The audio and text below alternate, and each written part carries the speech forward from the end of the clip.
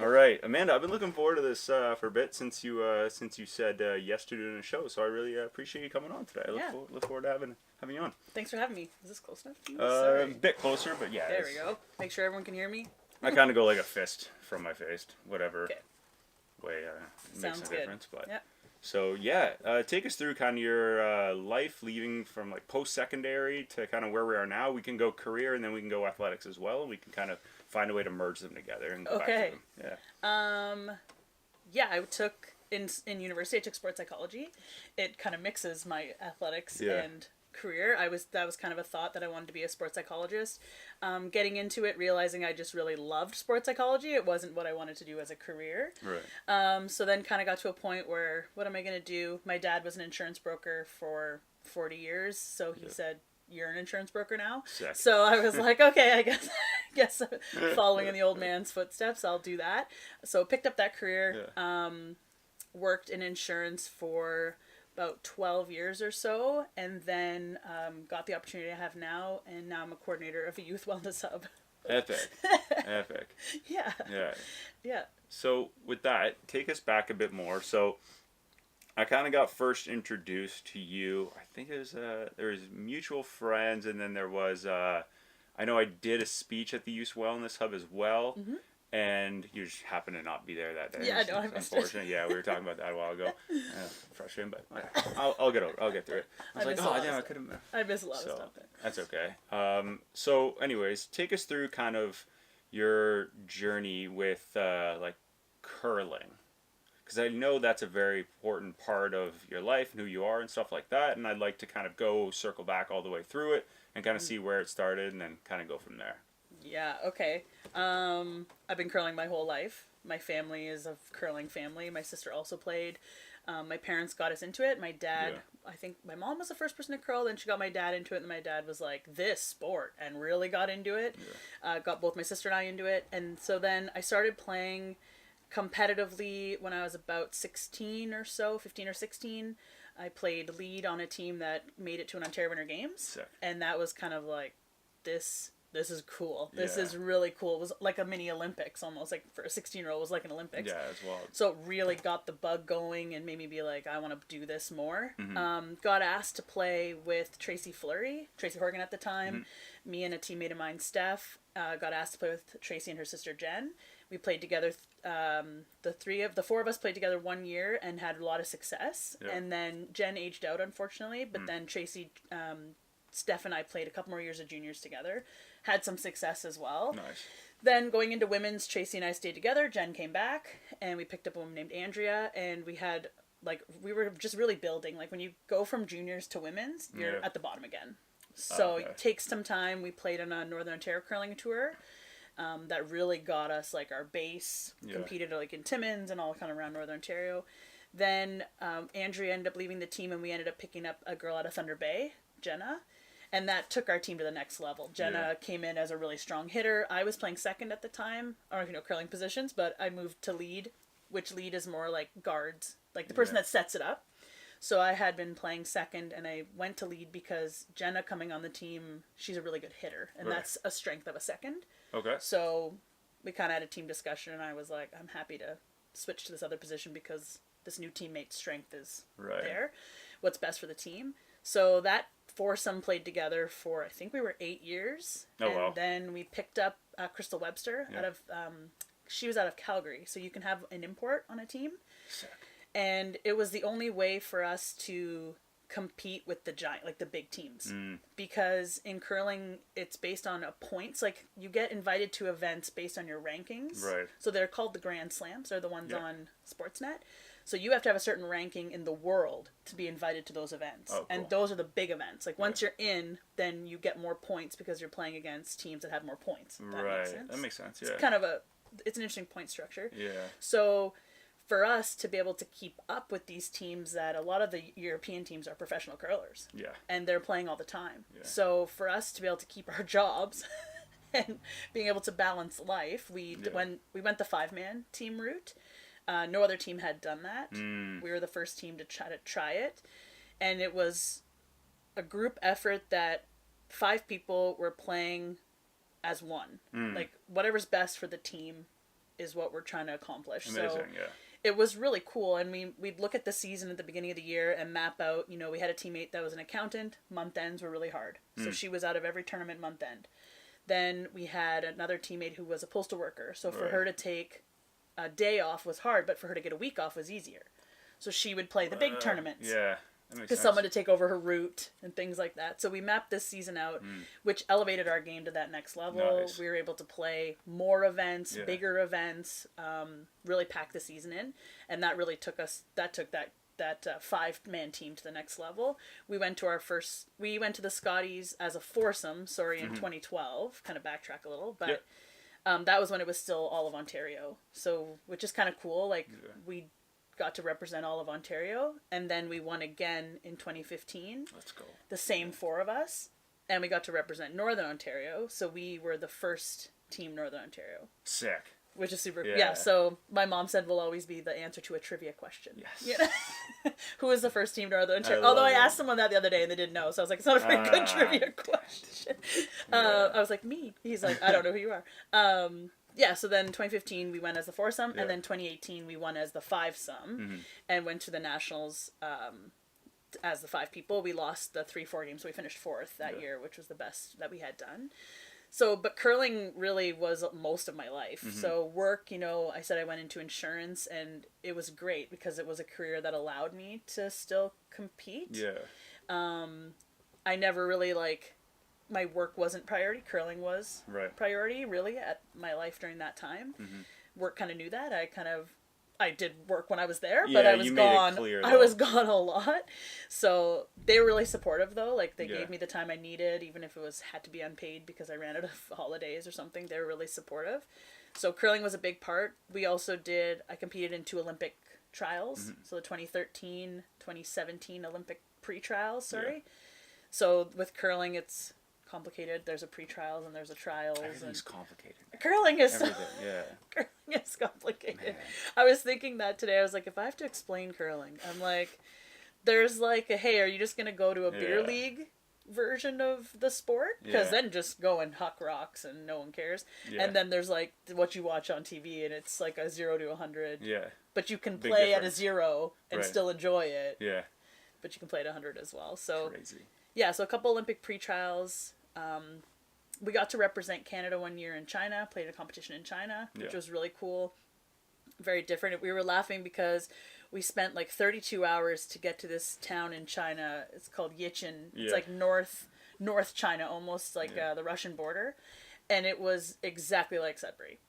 It was they're known for their blueberries. It was the same weather. We're just, because it's on the same same plane of pretty longitude, close. So we were I don't know. what? Oh my god, we just took 30 hours to get here, and it was just exactly down the road from where I live. Yeah, literally. I'm like, this is just like Sudbury pretty much. Crazy, I mean, there was 1 million people that lived in that town, so sure. it wasn't at all like Sudbury, but a lot of the things were very similar, so it made us feel a little bit at home when we were literally nowhere near home. Literally in the middle of nowhere. Yeah, so curling has done a lot for me as a player. Yeah. And a lot as a coach. I've gotten a lot of opportunities as a coach as well, which has been really cool. I've coached in Germany a couple times at a summer camp. I got to take a team to an International Children's Winter Games in Switzerland. Sick. That was really cool. We won gold. Damn right you did. My cousin Aaron was on that team. Shout out to Aaron. He did great. So we did that, and then I've coached in the States, and across Canada too. I've coached the team Northwest Territories at the Scotties one year, which was a really cool opportunity to be at that national as a coach. Yeah. Way more stressful. Way more stressful. I would rather be a player. Why was it more stressful? There's more. Because you have to be organized and Fair. You can't just do one thing. As a player, I'm very much I know we have a game, but I don't always know who we're playing against. Doesn't matter. Doesn't matter to you. You know, in the pregame we talk about it, but I'm not worrying about it for days ahead. Yeah. And then, but as a coach, you have to know every little detail. You got to map rocks. You got to be scouting. There was so much stuff, and I'm like, this is a lot. You know, I feel like I did okay, but it was much more stressful than just going on the ice and doing the athlete thing. Jeez. So I much prefer the athlete thing, but I do like coaching too. Getting to give back to other people in the community. Nice. That was a lot. But... Yeah, it does sound like that. But as much as it sounds overwhelming, is there a you're like, yeah, you don't Yeah, even it know was the half fun. of it, man. That's insane. There's you guys have, it's more, are there coaches, or and is it sports psychologists you guys work with, or is it just sports psych that are kind of like replacing the role of curlers, or like of curling coaches, or what does that look like? What is the role of the coach Yeah, per se? so it really depends on what a team needs. Okay. Yeah. So we had a woman that worked with our team for a long time, Yeah. and she was wonderful. She really helped us like grow as players through her like technical skills, like working Amazing. on us technically. And then we moved into another coach that was a little bit to the next level of that, a little bit more strategy information, really good at like team management, organizing meetings, organizing practices for us, like a little bit more team management. Okay. And then, Yeah. you could end up with a coach that does mostly sports psych stuff. Like I had a junior coach that was really big into that stuff as well. Like Okay. she kind of built that base for me. It really depends on what a team needs. So some teams will have a coach, like say we're talking high level. Yes. Some teams will have coaches that are there to talk strategy. So helping you talk about plays, like in like any Yeah. other sport, like a play in football, like mapping them out. So a lot of teams will have coaches that specialize in strategy. Oh, okay. Other teams will have more like a sports psych person on their bench that's there for more like that aspect of sport than the coaching side, because they might be people that feel like they're at a level they don't really need as much help with the coaching side for strategy, Fair. but they need more of that like mental side of the sport. Okay. So you'll also see teams that'll have chiropractors sitting on the bench. Crazy. The Briar champs that just won, they had a chiropractor sitting on their bench. Is there like a sponsor? There's got to be like a sponsorship of that. Like, how do you get a chiropractor to just sit next to you? I mean, he can say he's a Briar champ. He was wearing a medal. So, I mean, that would be a pretty good selling point. He could put It's it up not in bad, his yeah. shop. And Yeah, that's cool. yeah, it really depends what teams need. Fair. And you'll see that the high-level teams will have all different types of people sitting on their Yeah. bench. And then at the lower level, like not the lower level, but more beginner players, you'll have more of a technical coach, more someone that's helping you learn to throw properly. Yeah. More of that, and then strategy to the next level, and then into the sports psych. Okay. Yeah, yeah. It How- really depends what teams. Yeah. So do you find there's more, is there like a pattern where there's more sports psych required at a lower level, or when there are, maybe not even lower, but like junior national versus like national, right? Where it's like they're not quite maturing, or you're trying to mature them quickly into a lot of things, or fill a role that they need to fill like by a certain deadline. Is that quite when they come in? Almost like peaking, but less so for like on a skill or performance base, and more so on like a mental mindset.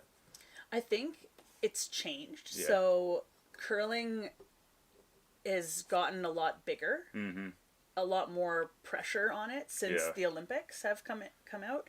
Since we've been in the Olympics and competing in the Olympics, now with mixed doubles as well, we have Yeah. 2 disciplines in the Olympics. So when I was a junior, we worked on sports psych, and that helped. But I would say we were a rare team that did that. So junior for us is like, there's a whole bunch of different ages now for juniors, but say 21 and under. Right. Yeah.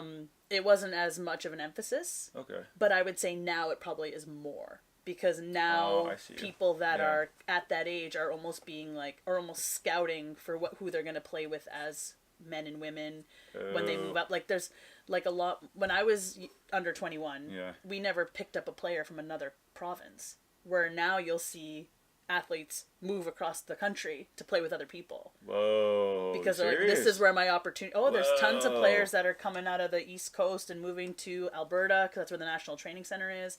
Yeah. You'll see tons of more movement now that crazy. didn't happen before. Right. So I would say like the mental toughness side of the sport is getting to a much higher Yeah. need earlier on in people's career than it was before, for sure. Interesting. Yeah. Oh, that's pretty cool. There's just so much more on the line for curling now, Yeah. like funding wise. There's just so like the slams, like there's just so much more exposure and so much more to play for. Yeah. So people want to align themselves and be better sooner, so that they get picked up by good teams and kind of find themselves on these makes top sense. teams early. So I'm wondering if you could change, because it sounds to me like what's might be nice about curling, you can correct me if I'm wrong, the thing with that makes like football interesting or basketball like fascinating and stuff like that is there's one kind of pivotal set of rules amongst all organizations and tournaments. Curling has different rules based on like tournaments, correct? Like the Briar, Scotties, the Olympics, Championships, like they all have the same rule set, or Yeah, they Okay. do. Yeah. The only things that are a little bit different are the slams might throw a new rule in as a Weird. tester. Whoa. So curling is The guinea pig, the cool thing about curling is it's still very much developing. Right. Rules are still changing because we're trying to make it more exciting, trying to make it more interesting as athletes get better and better. New rules need to be developed to make the game interesting again. Because so let me see if I can try to explain. So for example, there used to be a shot called the tick. Okay. So if you're picturing, can you picture a curling house? It's the circles, and then there's a line down the middle that goes up into like the white area above the circles. So if a rock is on the line in the middle, out in the white, out in front of the house, it can't be hit, can't be taken out of play until the fifth rock. Whoa. Okay, but that's developed. Sorry, until after the fifth rock's thrown, so the sixth rock. So, but that's developed. It used to be a 3 rock rule. Then it was 4 rock. Now it's 5 rock rule. So you can't hit it out until the sixth rock. Till you're throwing the sixth rock. So then someone decided, well, what if we just tick it over? What if we just touch it enough to move it to the side, but not out of play? So it still stays in play. So it's still in play. So that was called the tick. So then people got really good at it, and but then it made curling boring again because you were moving that guard and less people could hide behind less. There was less strategy. It's just like, oh, now we tick that out of the way. Now we just hit, right? Yeah. So now they have a no tick rule. So now a rock that's touching that line Yeah. can't be taken off that line. It can still be hit, but it can't be taken off the line. So you could like bump it forward for if you wanted, I guess. Sure, yeah. But I'm a lead, and so my shot would have been one throwing the tick. Take out the guard. If you touch it now by accident, your rock comes off and it goes back. You'll lose a shot. Whoa! So they're trying to make more rules to keep up with the athleticism and the abilities of the players, which is kind of cool because like the tick would never have been played 10 years ago. Yeah. But now it's just people are too good at it, so they had to get rid of it again. Like it's just so curling's constantly developing. It's finding its own way to. So the rules are always the same, but they will change, if that makes sense. Yeah, for sure. Speaking of which, if you could implement, change, or add your own, it could be anything. It could be like a hockey fight halfway through. Like, it could be anything. If you could wave a magic wand, Amanda, you get to fix or change or make one rule, and that with the intent of making it More decreasing exciting. the excitement, right, to the general pop, we call them, and because like you said, I find it interesting to watch when there's like the six different rocks in the middle, and there's like 2 colored here, 2 here, but if they knock that, and it's like how the hell, and they end up making it work, and then that's wild to me. Yeah. I'm like, that's really cool, that's exciting. But like you said, with the way the tick rule and stuff, or no tick rule after the 5th rock, so with the intent of making it more exciting, and they could just be removing that rule, what would you do? Add or change or remove? So I think this is something that I've thought of recently, actually. Nice. So good Sick. timing. But it has nothing actually to do with the game, but more like the commentating of it. So watching it on TV. Oh, interesting. I would love to have like a non-curler be part of the commentary That'd team. be amazing. Because I've watched many of the curling game with non-curlers, and the questions they ask, I'm like, I never even would have thought to that's a question, because some things about curling to curlers are so obvious, but it's so not obvious to non-curlers. So I just think it would be really cool is if like you were watching curling on TV and there was just Joe Smith from down the block that was like, what is going on here? And like would be kind of that like a bit enthusiastic. The like average Joe to ask the questions, and then the other commentators be the ones to like answer them. I just think people would enjoy watching curling more if it's kind of like a little bit more like laid out. Yeah, I find too that'd be a good way of like bridging the gap. Yeah. Right, versus like really hardcores professionals and the people who are like average Joes, like you were saying, that aren't quite aware but want to like give it a try, and then they're like, okay, well, there's too much of a disconnect, right? Like a lot of things when we're starting out, like that's the problem I see with a lot of new Yeah. sports, people who don't know. You're like, oh, you're watching this, and like, I don't. It's like I don't like watching it. Yeah, and it's like you don't know. Like my favorite part about watching, I have friends that I watch UFC fights with. I've been training for about 6 years now. I know roughly what I'm looking at.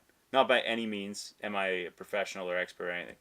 But when you've been doing something for 6 years consistently, you know a bit more than somebody who hasn't. For sure. Right? Whether they've been watching it for the same amount of time as you or whatnot, for sure. So, my favorite part is sitting down and watching them. The only difference is with guys and watching fights versus anybody watching anything else. They're like, it's like, oh, it's this. Oh, look at that. Oh, and that's not. Oh, why did he do that? Or oh, that's boring. And I have buddies of mine that are like, they're like 7-3 like amateur fighters, and I'm like texting them, and they're like, "Yo, this is so fascinating. Did you see that exchange?" And I was like, "Dude, that was crazy." Yeah. But everybody's booing next to and me. they're missing it. Yeah. It's crazy, right? Yeah. Because they don't understand, like, there's like a skill set separation that you can't visualize skill, right? Which is very, very tough. And I think too is why I want to kind of steer that into my next like question. What is a common misconception people have in regards to curling? I think a lot of people think it's more boring than it is. Yeah. So I think, and this works with the commentator idea, right? Like, Yeah, I think love that idea, people by the way. think the big shots are like, I mean, they're the ones that are incredible, and people are like, wow, big shot, Yeah. right? Of course. But sometimes the non-big shots are the harder ones. And the like lightweight through a port, like through a hole, tap back is not as like thrilling, Right. but is way more challenging. And exactly what you're saying. It's like, wow, that was like so good. And like, I think that a lot of people don't, like, they miss those things because they don't understand the sport. Yeah. So whenever I watch with friends that know nothing, like the questions they ask are so much strategy based, and that's what's exciting when you start to understand what could happen or shots that could be made. You start to think ahead, and you're like, wait, if they do that, then that's gonna be there, and they could do that. Then it gets you like, more into it. So I think people look at it and just go, who cares? It's just so boring. But if you like took a second and just watched a little bit of it and with someone that could help you understand it, then you might be like, oh my gosh, I actually really like this. It's like, it's a lot more strategy than it's kind of that's for the watching side of it. And then I think for the playing, a lot of people will come out and do it once and be like, oh, I hate that. It's a very hard sport. It's not easy. I've done it a few times. It's not very hard. Yeah. And it's fun. Don't get me wrong, it's a blast. It's just not, it's way easier. I find it a lot like golf. Like, if you don't do it often and you expect to be good at it, you're going to get super frustrated and hate it. Very much so. If you're a golfer that goes once a year and that's all your expectations and you don't care, then curling will also be fine. You'll have a blast. You'll have a blast. Go have a drink at a curling club and you'll have a blast. Yeah, it's a good time. So I think a lot of people don't give it a chance. So that's kind of my thing. And I started a league on Wednesday nights that I'm hoping will get more people to come out and try it because it's not a big commitment. So curling game is normally like 2 hours, 2+ hours. I just got rid of the whole second half of the game. We play 4 ends. It takes 1 hour. Then the vibe is you stay for dinner and drinks. And that's just to be, it's strictly social. It's strictly just come out and try it.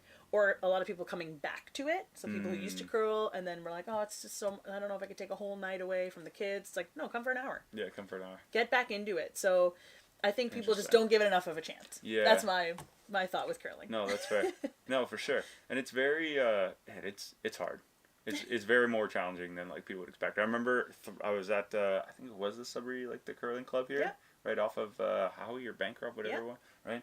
And I remember taking like 15 shots to make the one shot I needed, and it just was like it was a blast. It was good. Like, I had the right amount of alcohol in me. I was enjoying it. I'd watched it enough growing up, like with Olympics and stuff, and like mom's a big fan of it. So I was like, watching it, understood enough to be like, okay, well, what if I'm like trying to like let go at the right time to spin it, but not overspin it with my elbow, and just I'm like, it's like responding to me. Interesting. I might have been like overthinking it, but probably. That's about the idea. So you've gone a bunch of places with your playing and with your coaching. Do you have a best and worst travel experience for curling wise, or life? Let's do I want to do both. Okay, I could do. Okay, let me think. You can do both. Okay, so curling best experience. I mean, probably going to China was pretty cool. Yeah. But that also might be, maybe I would put that more like a worst, because that was probably the most challenging. And we did get, we did have a moment in the Beijing airport where we fell for a, give us your passports and we'll help you get through faster. No. Yes. Oh, after it happened, we're all like, that was dumb. That was dumb. Yeah, so we got kind of bamboozled in the Beijing airport. But I'd say another really good trip we'd go to Scotland and curl in Scotland. And I always thought that was so special because it's the motherland of curling. Like, curling is from Scotland. So I remember the first time we went, I was like, we're like curling in the motherland. Yeah. So that would probably be my favorite. Really cool. My favorite place that I've curled would be Scotland, I think. And then the Beijing trip, like the China trip, was good, but also probably the toughest. So take me through, because we can't really skim over that.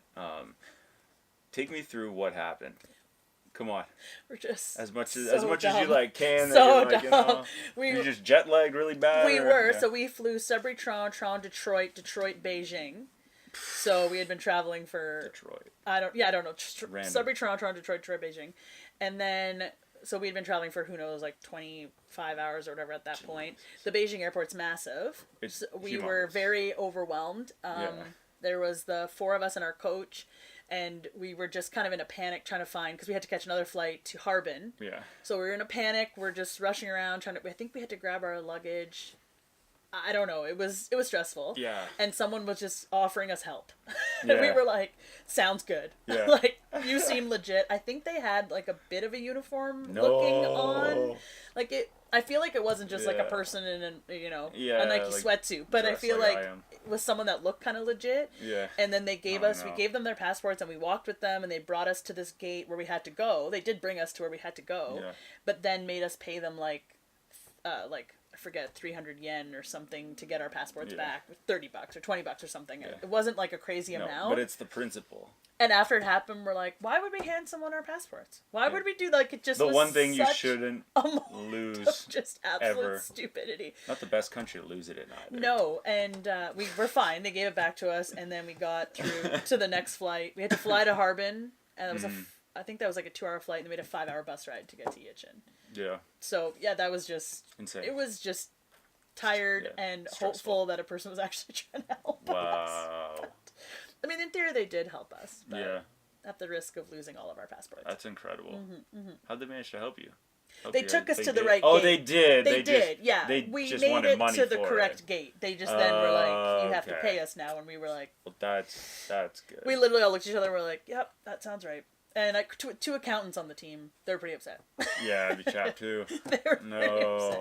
The bonus is that we won the event. Damn right. And we won 1 million yen. Sick. So we were pretty pumped to have a check that said 1 million on it. We're all like taking photos. 1 million.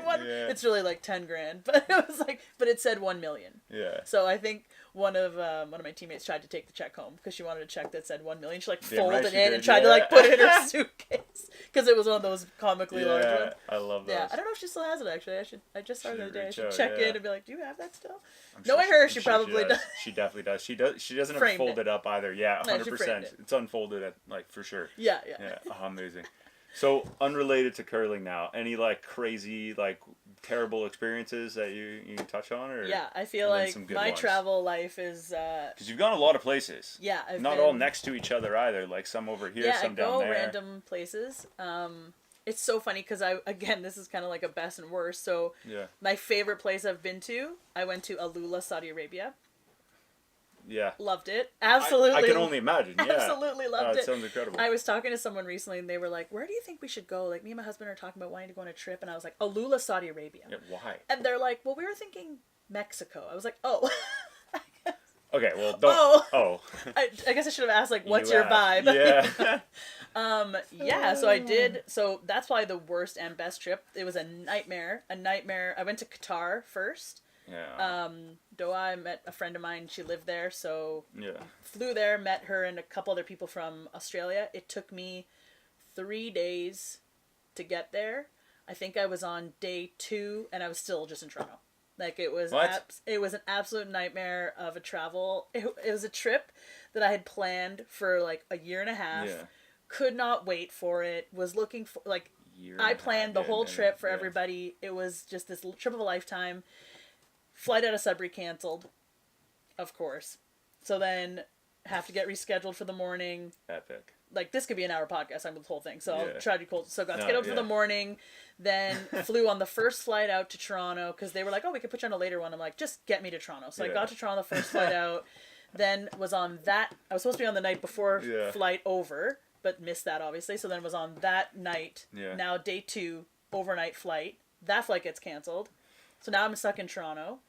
But I actually met a girl in the airport. Her name is Hope. And she's living in Tennessee. Nice. So she actually came up to visit me last summer. We amazing. literally met for there was no hotel rooms left, so her and I stayed in a hotel room together. Nice. Yeah. So we just had a celebration of 2 years having not killed each other, because that was our comment. We'll room together, but that was our question to each other. Like, you can stay with me, but are you gonna kill me? Yeah. Because they're complete strangers. She's like, no. Please, I have no She's idea. like, I won't kill you. Will you kill me? Yeah. I'm like, no, we're good. Yeah. So No? All right, we just had our square. 2-year anniversary. I love it. So then now the next day we go to fly again. So now we're on another flight. I ended up in Rome. It was in Rome. I was supposed to be in Germany on the original plan. So now that's day 3. I'm only in Rome.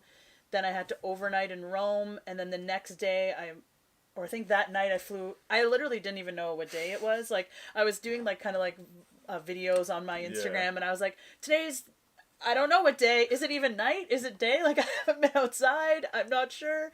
But it took 3 days to get. It was a nightmare of travel.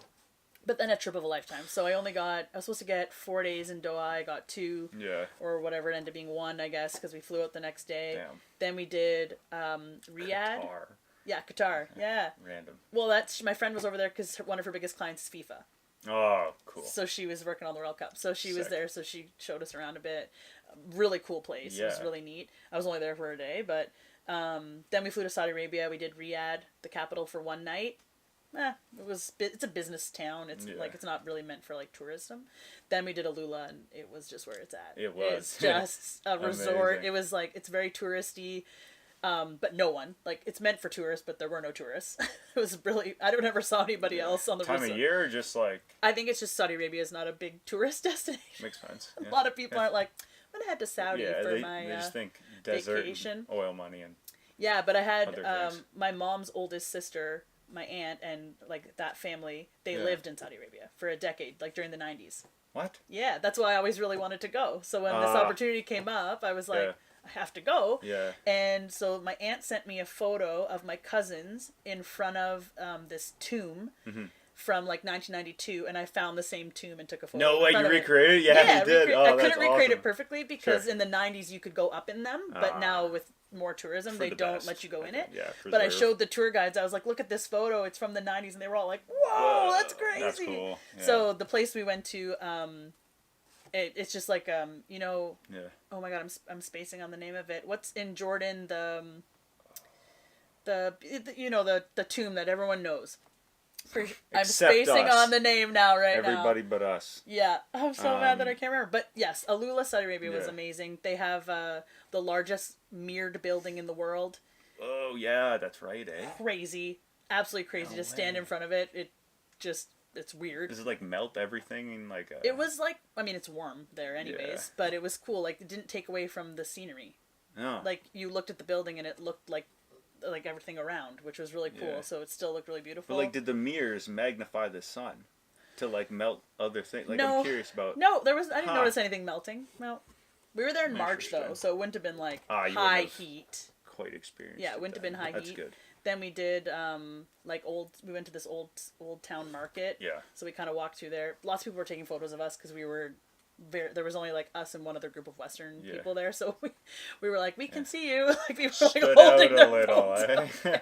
Yeah, and women, True. that was only I think the 3rd year or 5th, maybe it was 5 years that women could go unaccompanied. So before wow. that, I couldn't have even traveled there without going with like a boyfriend, a husband, or sort of probably not a boyfriend, but a husband, a father, or a brother.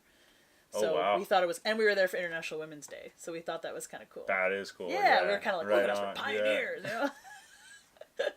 First of our kind in this land. Yeah, look at us in this land. Just roaming That around. would be my favorite place I've traveled. And then from there we went to Dubai, and I just got the memory on Monday actually that 2 years ago Monday I was on a boat in Dubai, like a party boat in Dubai, and then I was going to work. I'm like, 2 years ago.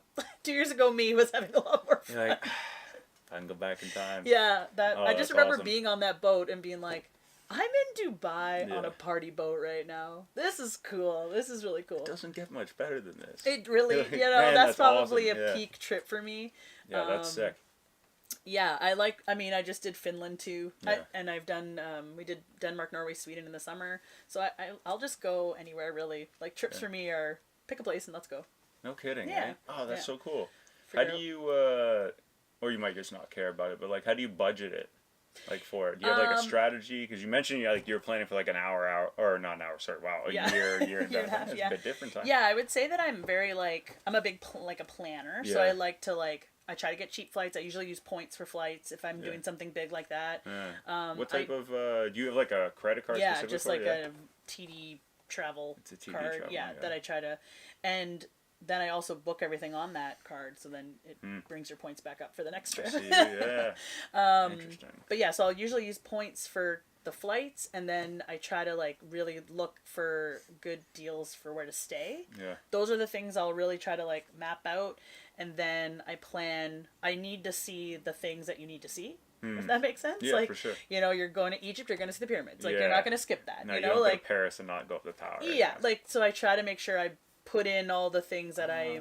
I don't want to come home and someone be like, "Oh, did you see that while you were there?" And you're like, "No, now I gotta go back." Yeah. You know, so I went to Ireland and I didn't get Yeah. certified as a Guinness pourer, and I Damn had to it. go back and do it, and it cost me thousands of dollars to go back to do it.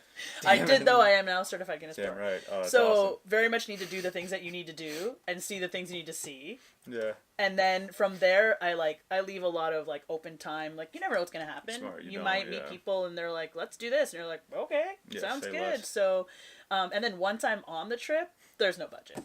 None. No, book everything far enough in advance to do that it. it's all paid and done, and Yeah. you're going with a credit card at zero, and Yeah. then once you're there, Oh, because you can't go interesting. back. You No. can, but to go back, you got to do the whole thing again. Yeah. Where once you're there, it's like, hey, you want to go skydiving? It's going to be $500 or $1,000. Yeah. It's like, yes, Like I'm I going to go do actually, that. yeah. Because if I come back here, it's going to cost me more than Yeah. just doing it right now. gonna- So that's how I travel. Yeah. The book far enough in advance, though, to that it's paid off. I'm like, oh, yeah. Yeah. You Then got me then there. it's free.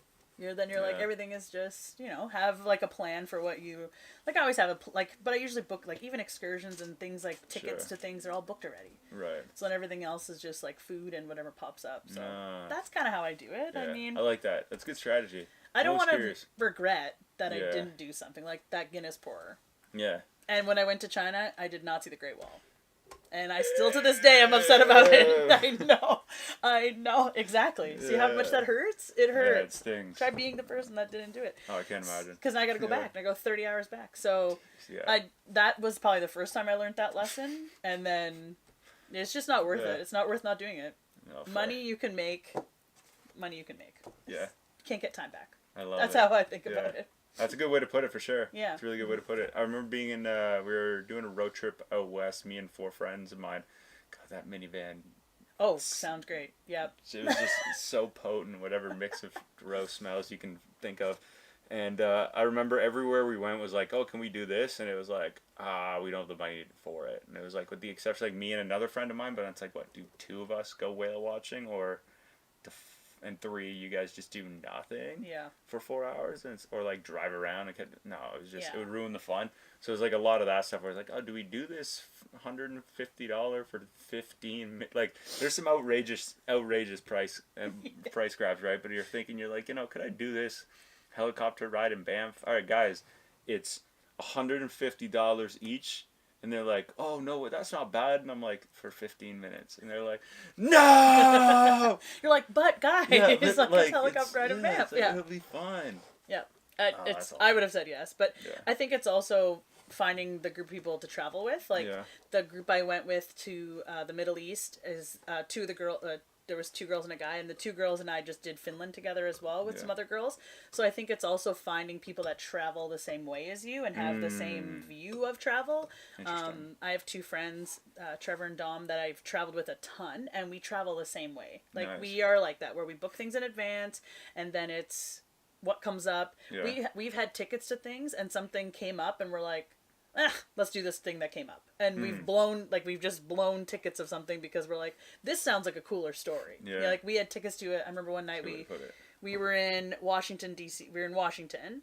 And we had tickets to a jazz, like a piano bar jazz night. Oh, cool. And we went to a drag brunch that morning and met a group of people. And then we went to like a hookah bar. And then the group of people kept growing. And then we ended up at another place. And the group of people kept growing. And then one of the girls is like, we're all going to my rooftop and we're having dinner together. And we're like, guess we're doing that. I'm like, hungry. Forget the jazz club. We're going to that. Because we're like, this is going to be a good story. Yeah. Like, the jazz club would have been probably great. But now we can say we went to this random girl's house, like her rooftop patio, and you met 11 hours earlier. And we had this, and almost everybody came back. Like we had a group of 10 people. It was like I think 4 different groups. 2 people were on a first date that joined our group, and then they showed up. Imagine they were like, let's do perspective? It. Yeah, oh, I know they're probably like these people were crazy. Yeah. So that's how they traveled. They're still together now. I guarantee. I would love still that. Together now. My goodness. We should have got their information and found out. No but I really think it depends on like finding those people that travel the same way as you, because then that's easy. Then it's like you know exactly what you're gonna do. You're gonna do the things you got to do, and then the other moments are just spontaneous. And yeah, that's really fun. That's how I like to travel. So. Interesting. Yeah. Nice. We're working on Portugal in September right now, so that's the next trip. Where in Portugal? No idea. We just said Portugal. Or like we just confirmed it yesterday. You know what we know. Yeah, you know what I know. Portugal was confirmed yesterday, and the date's yesterday. So that's it. Epic. That's exciting. Yeah. Oh man. Yeah, it's one of my friend's 40th birthdays. So, oh, cool. Yeah, that's the thought. Yeah. So take me through to the wellness hub from curling. Okay, from curling. Yeah, from like the end of your, like when you made the decision to walk away. Yeah, so. I guess from competing, I walked away from like competitive curling. I wouldn't even say I walked away. I was kind of out of a job. Right. I don't know how to explain this better than that, but 2018, Team Fleury decided to go our separate ways. Everyone's just life was changing, and we wanted to end it on our terms in a way that we are all still friends and everything was, you know, smart, like very much like, let's not push this. No and resentment. People being on different pages, we're not on the same page. Let's be done. And we're still all friends today. Like amazing, just was with 2 of them on the weekend and I talked, you know, like we still talk all the time. Good.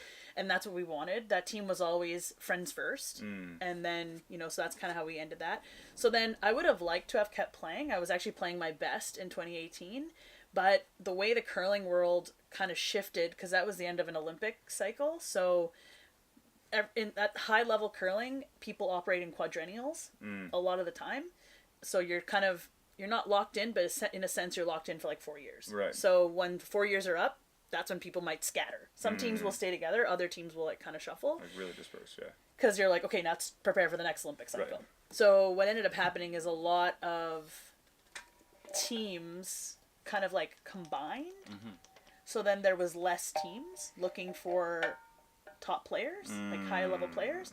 So then you're kind of out of a job. So, you know, I kind of asked around to see who was like interested in playing and what was going on, but there just wasn't like, there was no position. Yeah, there's no room. You know, and it wasn't just me, like lots of other like I would say front enders, that's leads and seconds. There was a lot of front enders that kind of ended up kind of to the side because there was just no jobs left for us.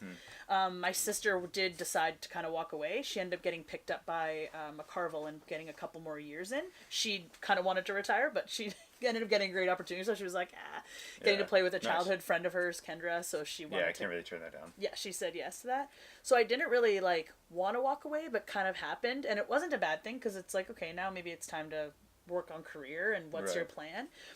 So my career kind of got amped up. I was still in insurance and kind of wanted to do more and more and more. I made a move from one company to another that I probably wouldn't have done if I was still playing competitive because it's too hard to explain to the new people that you're going to be gone. The new company actually was really supportive of curling, so that kind of was bad timing, but also good timing because I still played mixed. I still played mixed and competitively that way. So they were really supportive of when I made it to nationals for mixed. And then curling kind of slowed down a little bit. And then my career wasn't kind of amping up as much as I wanted it to. I wanted to do more with my career. And I just was seeing a lot of just it not moving how I wanted it to. I see, yeah. So then a curling friend was the one that's recommended me applying for this position at this youth wellness hub. He is someone I played league with, my friend Billy, and he works at Compass. So he was like, this role's come up. I think you'd be really good at it. And I was like, well, okay, I'll apply. I'll just, what can't hurt, whatever. Yeah. I wasn't really looking to change careers, but I also was not happy where my career was. So it was kind of a good moment. Applied, I did the interview, and then I got a call that I got the job. Sick. And I was like, oh crap, like this is happening. Yeah. And I kind of thought about it. If I get this role, it's meant for me to change careers. If I don't, then I'm going to keep pushing in my career in insurance and keep trying to do that. Yeah. I just figured leave it to the fates. Good way to put it. Yeah. Leave it to what happens, right? Get this role, and I'm like, okay, I guess this is what I'm doing now. Yeah. And it's so Youth Wellness Hub is a provincial initiative. So there's 27 other active hubs across the province, and more set to open. I think they're going to be up to like 35 by the end of the year. Amazing. So Sudbury had been trying to get one since 2017. True, yeah. When the first hubs started opening, and just was never like winning the bid to get them. So finally won the bid in, I guess, 2022. So then we opened in 2023. Yep. So I got hired on. I started April 2023. Nice. And it's interesting because not often are you the first person in your role. Yeah. Usually there's like a bit of guidance or somebody you can, or like a path laid out for you, some pamphlet. Or someone to be like, this is how I did it. So, I mean, other hubs, we all stay in contact. There's a monthly meeting. Oh, cool. But it's not like the same as someone being there because the hubs are not all of them, but most have a lead agency. So Compass is the lead agency that I work for, but that brought the hub. So you follow a lot of the policies and procedures of your lead agency. Okay, so you can't really use other hubs as full-on examples. I see you. And then hubs are meant to also fit the community. Right. What are the community needs, Yeah. Like there's one in Kenora that it's on a reserve and it works really closely with Indigenous youth. So that's their focus in that area. So it really depends on your community. So it was very interesting being like the first of my role in a career, like in an industry that You're also brand new. I'm also brand new at. And so I was very much like, awesome. Okay, this is, exciting. I remember coming home every night the first probably 2 or 3 months, and my head just like hurt because of like it was constant brand new knowledge all day. It was 8 hours of new knowledge just coming at me, and I was like, overwhelming. Oh my God, this is a lot for sure, right? And just like I remember coming home from work sometimes just like falling asleep. Like I got high energy and I was like I had none left.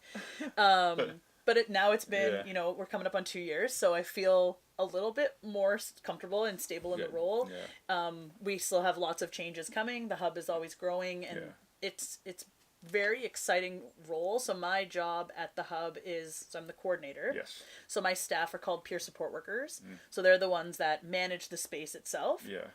It's set up very much like a games room, hangout. We have food, clothes closet, and their role is as a youth comes in, they kind of say, what brought you here?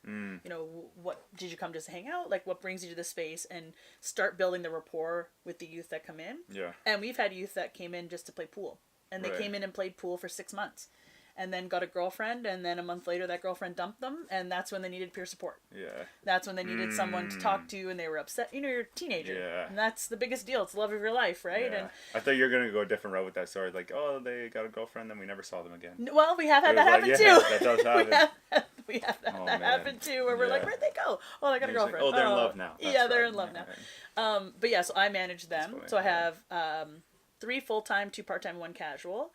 And then my role is to bring in community partners to work out of the space. So the point of a youth wellness hub is that a youth walks through the door, and whatever they tell a peer support worker they need, it's right there. We can say right there. This person's right there. So my job is to make sure those people are there when we need them. So huge. Compass gives us a clinician. So we have a social worker. Her name's Irene, and she is there 3 days a week, and she works with youth. She's absolutely amazing, and she's so passionate about the hub and really bought into it. Yeah. Then we have a nurse practitioner. So Hannah, I actually went to high school with her, so it worked out really well when Amazing. she got Yeah. hired. I was like, hey, this is great. So she's in 3 days a week as well, and Yeah. she does everything that a family doctor can do. So a lot of youth that are new to Sudbury that don't have family doctors, she's Yeah. picked up a ton of them. She's very busy. And then we have Dr. Franklin that's come on. He specializes in substance use and addictions. He comes and Oh, works wow. with her on Wednesdays. Amazing. We have a psychiatrist that comes in once a month, Dr. Adjuazi. We have partnered with YMCA where we have employment support comes in on Tuesdays for 2 hours. We have housing support on Thursdays for 2 hours. Whoa. So we just have we have CMHA. It's court outreach worker. Her name is Madison. She's been with the hub since the very beginning, and she's amazing. So she helps any youth that are going through the justice system. So if they have to go to court for something, she's always there. So at least they have that familiar face, even just to be Yeah. like, hey, Maddie, where's the bathroom? Someone that they can recognize, and she'll meet with them also at the hub to talk about that stuff. That's easy. So she's been such a resource for a lot of our youth. Takes a lot of stress off. Yeah, just to have that familiar face when you're Yeah. going through something that's really stressful, right? Yeah. So the goal with the hub is just basically to form as many relationships we can with as many community partners, so that Nice. when youth come in, we can say, there you go. Our space is limited. We're located in the YMCA building, and we're limited to space there, but we make it work. Like Yeah, you made the most of the space there. For sure. I feel like we're on top of each other a lot of the time, but everyone's like community partners are so great. Like employment just kind of works out in the main space. Same with Yeah. housing works out in the main It's space easy. because we don't have private rooms for them. So everyone's just been kind of there, and the role's been super interesting. And literally every day is a problem solving of some kind. Yeah. I feel, which is a strength I find of mine, is problem Yeah. solving. So every day I get my strength pushed and challenged. So, but Looks like we're developing this skill yeah, again. yeah, or this happened, or Yeah. a kid said this, or I feel like Damn every it. day someone brings up something that I'm like, okay, let's try to figure out what the plan is with that. Okay, Yeah. or someone will donate something that then we have to, we've had people stop by and donate some really cool things that I'm like, how can we do this? How Yeah. can we make this work? I'll always say yes. I'm really bad and good, I guess, for always saying yes. Yeah. And then I always just think, future me will figure out what to Yeah. do with this, and future me will worry about the consequences of this. Yeah. But That's yeah, so funny. it's a really cool job, and Yeah. I think something that Sudbury really needed, and For I sure. would have loved it as a kid, Yeah. even just as a place to go and hang out with your friends. Yeah. A lot of kids just come and they have friends in other schools and they meet there and they hang out, and then their parents pick them up after work and off they go, and it just gives you kind of a safe space to spend some time. Yeah, So like a couple hours after school night. We were buffer Yeah. zone, right? Like they're done school, but parents aren't quite done work, yeah, right? It's like you're a not two- your two parents and aren't home. Instead of going home to an empty house, you Yeah, kind of come there and you spend have to- some time. And the peer support workers have built such great relationships with a lot of these kids, where they'll a lot will come in on their own Yeah. and be like, oh, I'm here to hang out with one of the peer support workers. Can't wait to Yeah. hang out with them. Like, they're friends. They treat them Amazing. like friends. Yeah. It's very much like a comfortable place and safe Yeah. place for youth. So we're ages Huge. 12 all the way to 25 too. So we're up Yeah. to young adults Huge. that and everything's free, so they can come in for free mental health. Yeah. Which, when does that ever happen? Zero, yeah. I would love that. Free therapy would be. Who doesn't want that? If you're under 25, you can get free therapy. Yeah, Poor that's Irene's like, insane, no, yeah. I'm so busy. She's like, don't do that. But yeah, so it's really cool, Amazing. and kind of like the transition to this job happened from a curling friend, and Yeah. also because of where my career was kind of at. So kind of career and curling both led me Yeah. to kind of where I am today, which is really cool. So Left it up to the universe, and I universe did. is like, you belong in this yeah, position. and I'll be true. I'll be very honest. Yeah. When I was at Laurentian, I never finished. So I was kind of just, I don't want to do sports psychology, and my dad was like, Yeah. well, let's do this instead. So I didn't finish my degree. Oh, no Then kidding. COVID hit, and I was like, you know what? Whoa. I'm going to go back and finish. I'm just Yeah. going to go back, check that box off, Yeah. and surprise my dad with a degree, because my dad was always a little disappointed I didn't finish it, as parents are. So I finished it during COVID. Yeah. And then that was one of the things you Parents had to are- have. That was one of Yeah. the things you had to have to get this job. You had to Yeah. have a degree. Ah. And I was like, what are the... I literally just got it, Yeah. 2021. Just wow. Yeah. So it goodness. just worked out really well that literally the universe just What? aligned with everything. Because probably That's if COVID cool. didn't happen, I probably would have been like, I never would have gone back. Yeah. But I had nothing else to do. So I was like, oh, I'll just do some schooling Yeah. online and finish this off. And That's easy. yeah, really Nice. crazy how that all just Yeah, panned that out. always Yeah. played out really well. Yeah. At the hub, do you have any that you feel comfortable talking about, that you have, like, maybe not so much hero stories, but like maybe somebody that came in that was searching for something, and because of the services or whatever that are provided, he or she or person was able to let it come out the other side, like a better, like a challenge you maybe help people work through. It could be you, or it could be the team. It could be somebody specific that you can think of. Yeah, you don't have to name them, obviously. Yeah, yeah, I can't name them. We haven't really been open long enough that I'd love a lot more stories like that. We did have one youth that started coming in and then was going back to school. He was an older youth that was going back to school, and he ended up graduating valedictorian of his class. So we were really proud of him. Yeah. He wasn't like a super regular in the space, but was in the space quite often and would come in after school and check in with us. And so I like to think that we kind of helped him to that. We've had a lot of youth that I feel just didn't